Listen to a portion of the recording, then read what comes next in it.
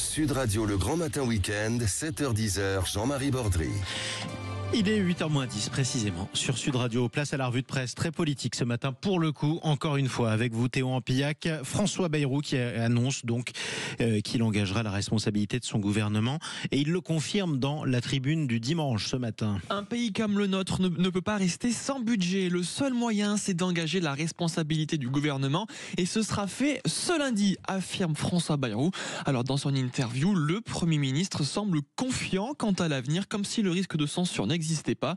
Il dit les 49.3 nécessaires seront déployés sans retard si tout va bien d'ici 10 jours. La France aura enfin les budgets indispensables à la vie de la nation. La réaction du Rassemblement national ne s'est pas fait attendre. Jordan Bardella, en déplacement dans la Drôme pour un meeting, a sobrement commenté auprès de plusieurs journalistes. La décision sur la censure n'est pas encore prise.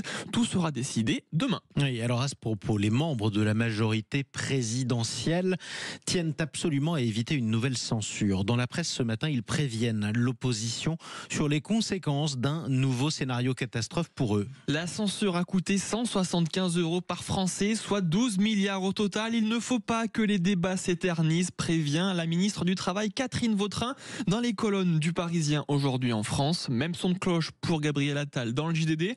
Le chef du groupe EPR à l'Assemblée nationale souhaite sortir de l'ornière en donnant la parole aux Français à travers quoi ? Les référendums. La clé, c'est le peuple. On ne peut pas se payer le luxe de 2 ans d'immobilisme. Ce serait criminel pour la France et les Français. Oui, bon, on verra s'il ose vraiment le faire. Allez, on parle maintenant d'une autre situation. Rien à voir avec la politique, mais c'est catastrophique. C'est dans le Roussillon, plus précisément les Pyrénées-Orientales. C'est à la une de Midi Libre. Et la sécheresse, en fait, elle n'en finit pas. Nappes, cours d'eau, depuis 2022, le département est en rouge sur la carte de la sécheresse. Perrine Fleury, hydrologue, et Théophile Martinez, maire du village de Casse-de-Pène, alerte sur la situation dramatique pour la région de Perpignan. Ils disent on est descendu à des niveaux tellement bas qu'il faudrait 2 ans de précipitation pour combler le déficit. C'est énorme. Cette eau est devenue tellement rare que certaines rivières n'atteignent même plus la mer depuis des années. Le manque d'irrigation a des conséquences directes sur la végétation. Le maire Théophile Martinez nous dit à l'été 2024, on a vu la végétation décrocher d'un coup. Sol, peupliers et hêtres, on a eu droit jusqu'à 100% de mortalité par endroit.